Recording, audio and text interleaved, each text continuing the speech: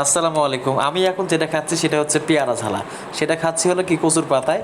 তো আজকে হলো পেয়ারার ভাঙচুর রেসিপি। সেটার জন্য আমি কী করছি, বাড়ি থেকে মরিচ মশলা যা কিছু লাগে সব কিছু নিয়ে আসছিলাম। নিয়ে আসার পরে এই পেয়ারাটা, আর আমার কাছে কিন্তু একটা আছে হাতুড়। আমি আজকে হাতুড় দিয়ে এই পেঁয়াজ ঝালাটা করবো। করার জন্য দেখেন একটা তেরাতে পেঁচায় রাখছি, রাখার পরে হাতুড় দিয়ে মনে করেন দাস্তি মতো পিটাইলাম। পিটাতে পিটাতে এমন একটা অবস্থা হয়েছে, একদম গুঁড়া গুঁড়া হয়ে গেছে সবগুলা।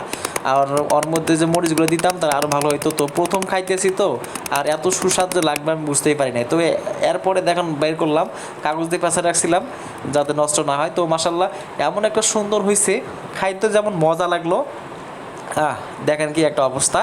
এরপরে কিন্তু দেখেন আমি মশলা টশলা দিয়ে সব মাখাইছি, মাখার পর খাইতেছি। আর এত সুন্দর মজা যে লাগলো আমি জীবনে খাই নাই এইভাবে।